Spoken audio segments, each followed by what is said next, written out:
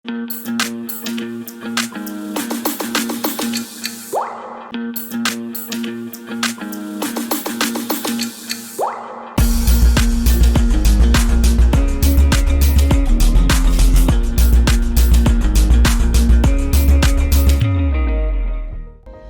Videos देखने के लिए हमारे चैनल को सब्सक्राइब करें।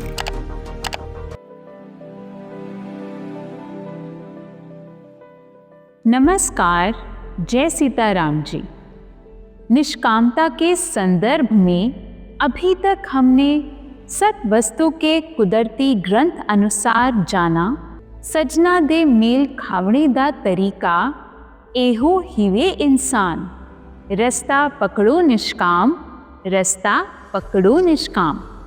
अर्थात यदि हम ईश्वर से मेल खा जीवन का उद्धार करना चाहते हैं तो हमें निष्काम होना ही होगा, यानी जगतीय विषयों के प्रति निरासक्त हो, स्वार्थपरता से ऊपर उठना होगा और काम पर फतेह पानी होगी।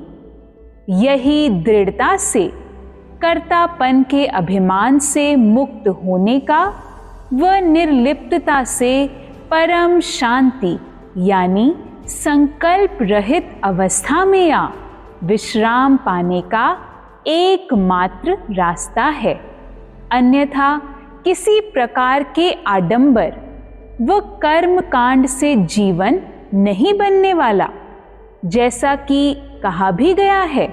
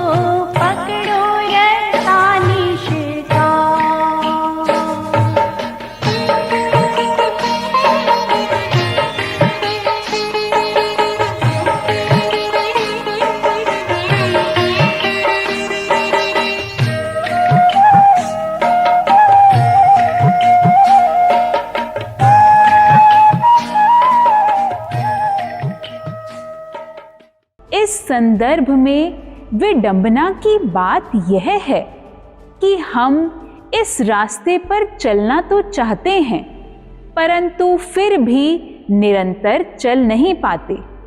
आखिर ऐसा क्यों होता है? आइए आज की कक्षा में इसी विषय में जानते हैं।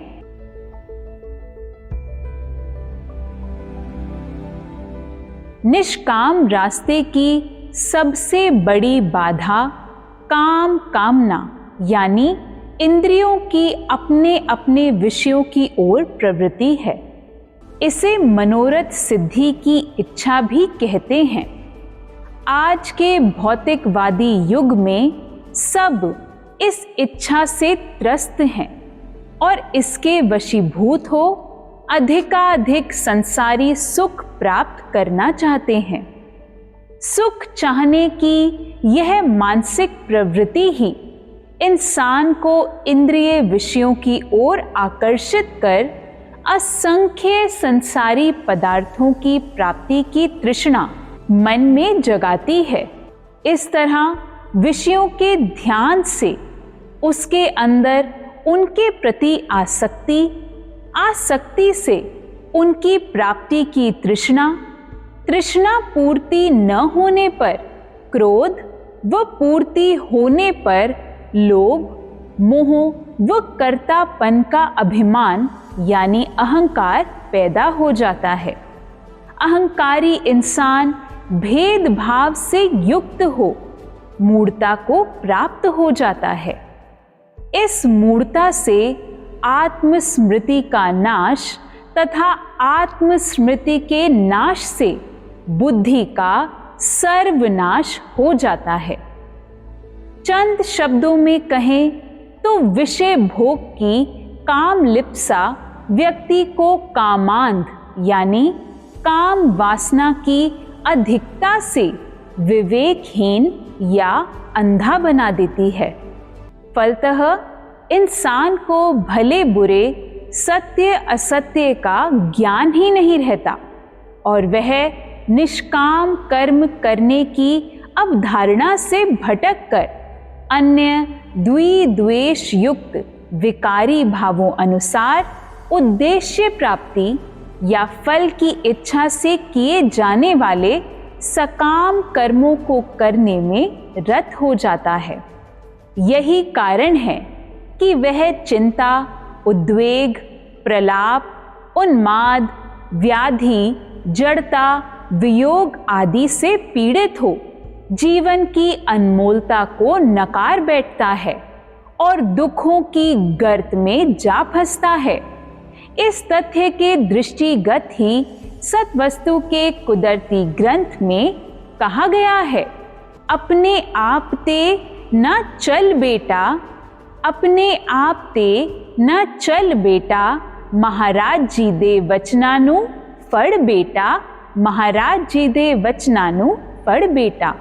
अर्थात मन मत के अधीन होकर शास्त्र विरुद्ध कामकृत यानी काम वासना के कारण किए जाने वाले विषय भोग संबंधी कार्यों में अपना चित्त न रमाओ। इसके स्थान पर सब प्रकार की इच्छाओं का दमन करके कामना व आसक्ति से रहित हो जाओ और ईश्वर के शास्त्र विहित वचनों की सहर्ष पालना करते हुए निष्काम रास्ते पर सीधे चलते जाओ। जानो, जो इस प्रकार निष्काम रास्ता धारण करके अपने कर्तव्यों का ठीक प्रकार से निर्वहन करता है, वह खालस सोने की भांति कंचन हो जाता है और ब्रह्म ज्ञान प्राप्त कर ब्रह्मनाल ब्रह्म हो विश्राम अवस्था को पा जाता है। इसलिए तो सत्वस्तु का कुदरती ग्रंथ कह रहा है, सज्जन निष्काम रास्ता लवन ओ फड़ बेटा, फिर झगड़े रोग हो जावन हल बेटा, तदो विश्राम सज्जन पा जावेगा, तदो विश्राम सज्जन पा जावेगा।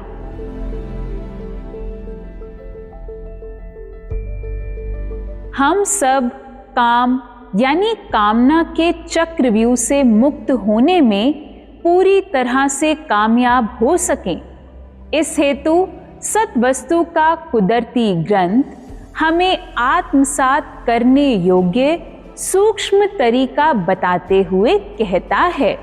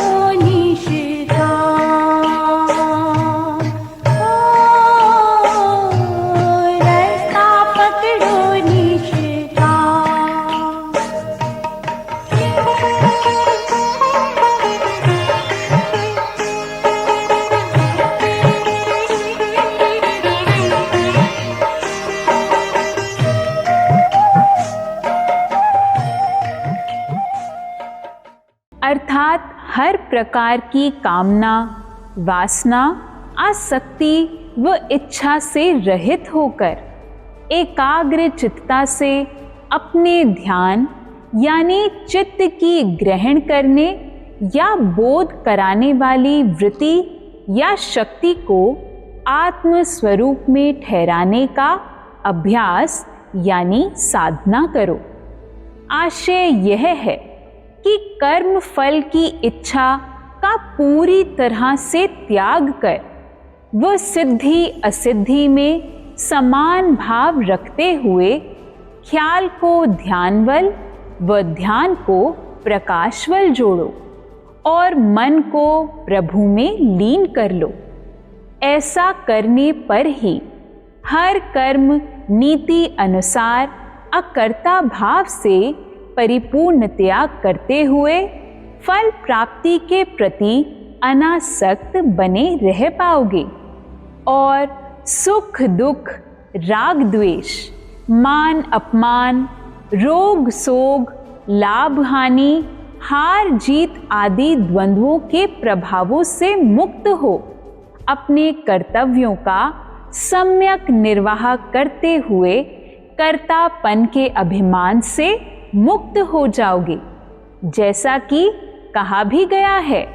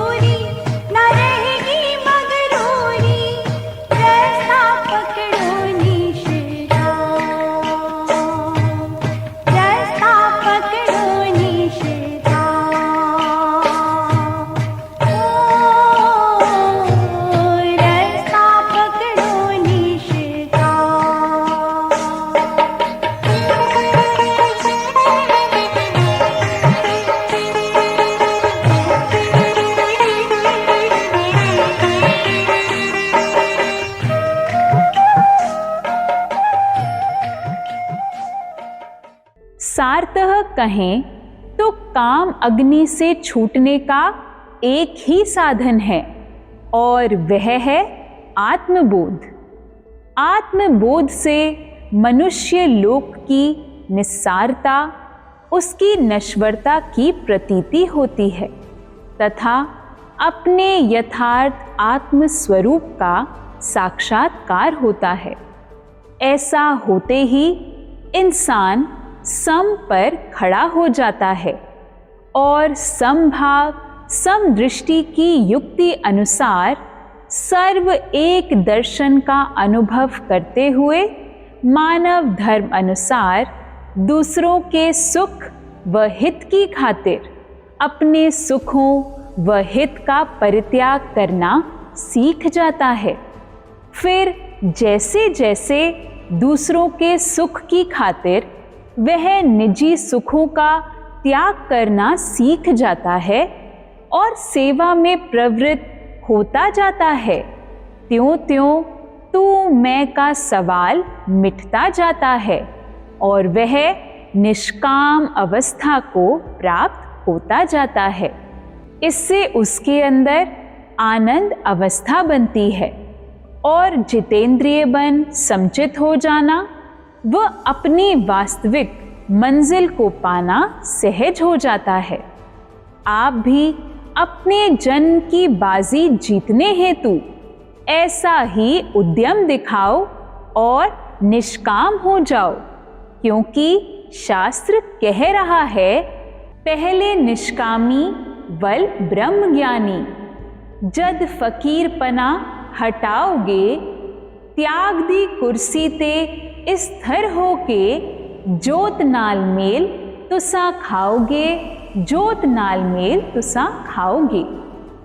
इस तथ्य के दृष्टिगत इंद्रियों की अपने अपने विषयों की ओर प्रवृत्ति को ध्यान पूर्वक समझकर संयमित व मर्यादित जीवन जीने के लिए अपने आप को बाध्य करो। मत भूलो कि संयमित व मर्यादित मन ही इच्छाओं व आवश्यकताओं के मध्य के सूक्ष्म अंतर को समझ अनर्थकारी यानी अवैध क्रियाओं में लिप्त होने से बचा रह पाता है और इस तरह अपनी दुर्बलताओं पर फतेह पा आत्म उत्कर्ष तथा किसी अन्य की भलाई व सहायता करने के निमित्त अपने सुखों का त्याग कर परमानंद की अनुभूति करने में समर्थ हो पाता है। ऐसा मानव फिर न रागग्रस्त होता है न द्वेषग्रस्त, न उसे हर्ष प्रतीत होता है और न विषाद। उसके मन में फिर न किसी के लिए ईर्ष्या होती है और न द्वेष। मन की ऐसी स्थिति मन पर पूर्ण विजय के बाद ही बनती है, जैसा कि कहा भी गया है, आहा निष्काम रस्ते चढ़ आए के ते, पहुंच गया जे 10वें द्वार सजनों, पहुंच गया जे 10वें द्वार सजनों। वास्तव में यही एक निष्काम मन की स्थिति होती है। अतः गृहस्थ आश्रम में रहते हुए आध्यात्मिक प्रगति द्वारा आत्मज्ञान को आत्मसात करो और ब्रह्म ज्ञान प्राप्त कर आत्मपद की सार को पाओ।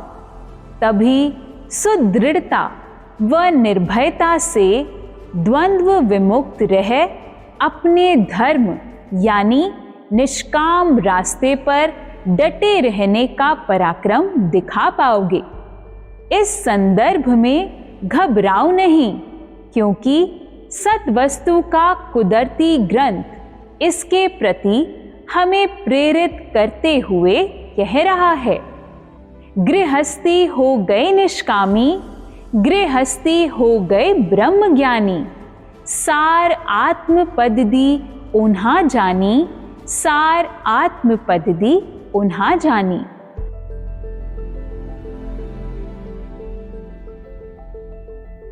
अंत में हम तो यही कहेंगे कि अगर इसी जीवन में आत्मज्ञान से उत्पन्न परम तोष व अखंड शांति प्राप्त करना चाहते हो तो दृढ़ता से परम तत्व की परायणता यानी प्रभु परायण होकर तमाम कर्मों के सुख दुख रूपी फलों को उसके हुक्म यानी आज्ञा पर छोड़कर निष्काम भाव से सर्वहितकारी कर्म करने में प्रवृत्त हो जाओ।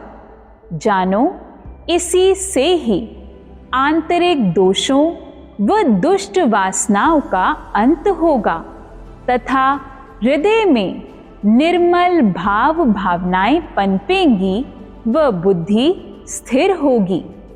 इसी से ही आत्म स्वरूप में स्थिति होगी तथा कर्तापन के अभिमान से मुक्ति मिलेगी।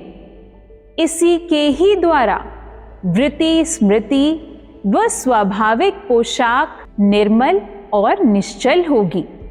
परिणामतः सत्यता से शाश्वत धर्म पर बने रहना संभव हो जाएगा और जीवन के परम लक्ष्य यानी मोक्ष को पा अचल शांति की प्राप्ति होगी।